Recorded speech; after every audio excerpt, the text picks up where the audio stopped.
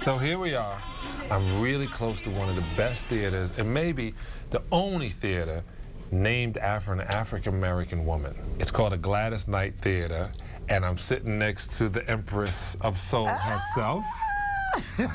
Hi, baby. What's going on? Everything. I do interviews a lot now. I work more than any Jamaican you know. I've been watching you. And when they said you, I lost my mind. I couldn't believe it. Thank you very much. How you doing? It's my pleasure, and I'm doing great. I haven't seen you in a while. I missed you, and I'm so proud of your work. I do watch you. Yeah, you gotta keep up with me. Yeah, you know how it's going. And you're doing a great job. Thank you. Now I take that from you because you've been in this business 60 years. Yes. I even have, you know, I even have a little bit of a clips from when you were 7. All we got is the picture and your voice. Yeah. We knew right then. This love will last the years may go. Tell me how this came about. You're the first African-American woman to have your own stage named after you in Las Vegas. Yeah, in Las Vegas. It's been such an honor. I felt that as long as we've been playing here, just in this city, I've been in the business a whole lot longer, but we started playing here in '67, I think it was. If you know the history of this city, and it's no secret, right? They played here in the early days, but they couldn't even, they had to come in the back door. And they, you know, they couldn't live on the Strip and all of those things. And they came on up here and did what they had to do. Went back down to the south and went side. back down to the, hey, come on now.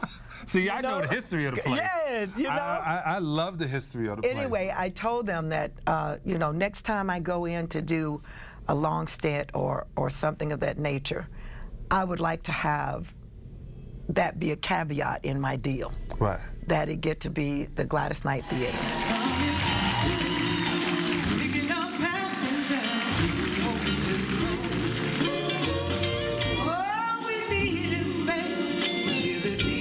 And it's not really for my glory, it's for the journey. Oh. Okay? It's for the journey and all that they contributed to this industry in this city. And I felt we deserved to be represented. I'm looking over there and I see only 4 Grammys, and I know you have 7 Grammys in total. Yes, I do.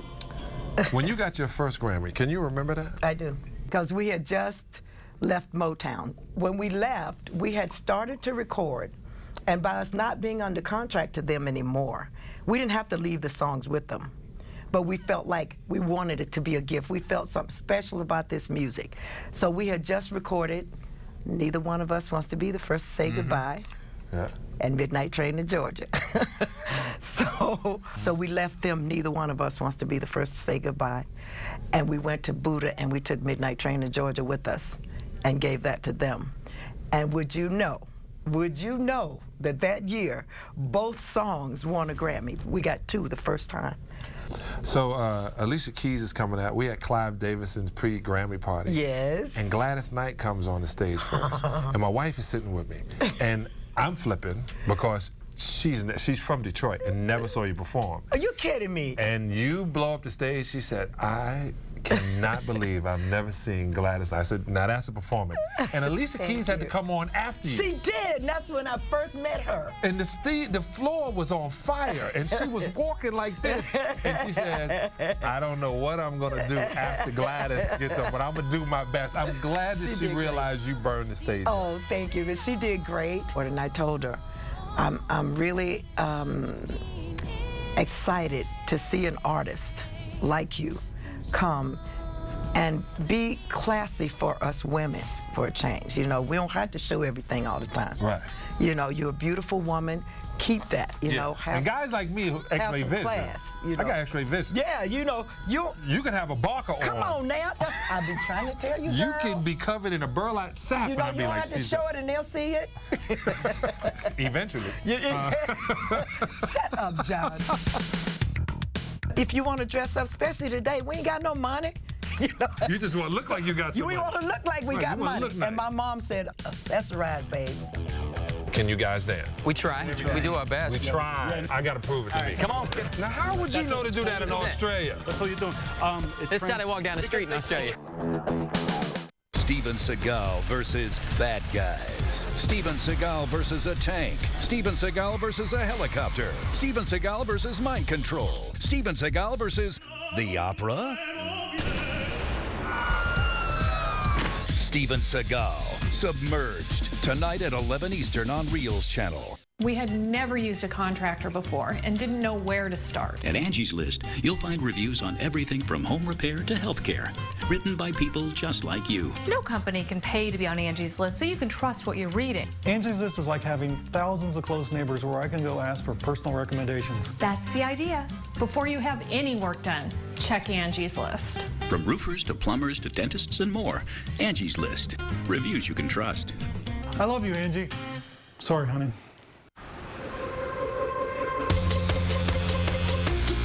Before I designed fashion worn by celebrities. Before I opened fashion boutiques across the country. Before I worked late nights as a creative director. I studied fashion at the Illinois Institute of Art. Visit artinstitutes.edu/stories and learn more about fashion graduates like Calvin Tran. So we're in your boutique, and I'm looking, you know, you and Sister Patti LaBelle. Yes. Y'all constantly have stilettos. Yes, you we gave do. her a pair of stilettos too at the BET. Yes. Patty kicks them off. You keep yours on. Yes, I keep mine on. You know, Patty's list on a different little scale, you know, and I love her for that. She's been my sister for 1,000 years. We're going places, and we, you know, these are not an easy thing to work in. Yeah, I know. You know, but we get used to it. But that's the whole idea. Hopefully, when you see this, you'll think of us. Yeah, pain. You know. Pain. Sexy pain. And we're going places, you know. You're going places. Yes, and we got to keep stepping. But isn't it true if you buy a woman's shoes, she walk out of your life? That's what I heard. I know, but I've been hearing that You forever. know, that's what I heard. Right. My Unless wife is it's your still there, wife. 20 wait a years. minute, wait a minute. I said, unless it's your wife. Oh, she's smart enough to know the shoes gonna keep coming back. Yeah.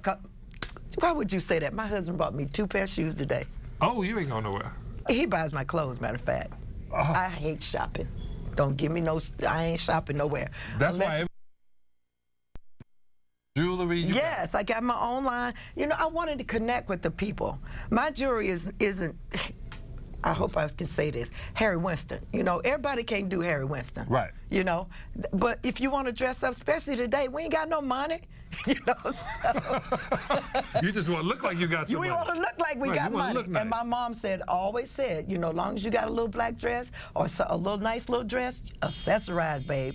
You know, you can change that all the time and look different every time you put something different on. We in there trying on my earrings to see which one. This dress looks totally different with a different earring, believe it or not. See, you get knowledge on this show. See, you get knowledge. You don't have to get tattoos and all kind of ornamentation. You can just change your dress up. Yep. With some accessories. There you go. Right here at Gladys Knight Boutique. Now, I hear that, you know, he's not here today, but, you know, I was looking forward to seeing Bubba, your brother. Yeah. I heard Bubba was in your show as well. He is. I invited him to come. For a long time, he would just show up, you know.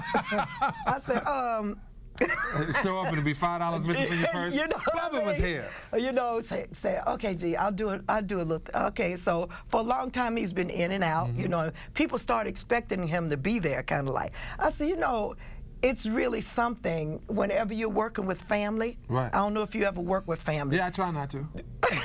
I try not to. I did it for a long time. Now, you show up on American Idol and all that. Now, when you were 7 years old, you were on an amateur show. Yes, I was. Now, you remember when you used to see amateur shows and they were, you know, you go in and they ask you your name and then you get up there and you sing and everybody liked you?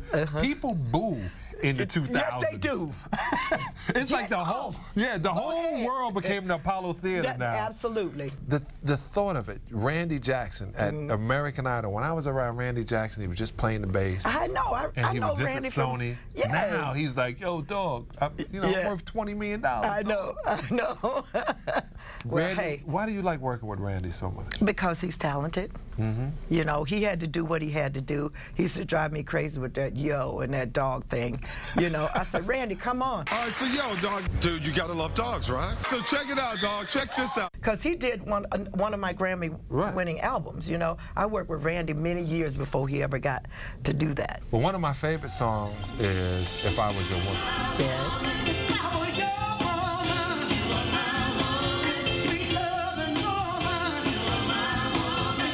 That song. Yes. Can you sing me a couple of bars? Is there any way you can just whisper them to me? If I were your woman, you were my man, you could get a ticket. I can get a ticket. Thank you, Gladys. I appreciate it. It's a pleasure. All right. It's a pleasure.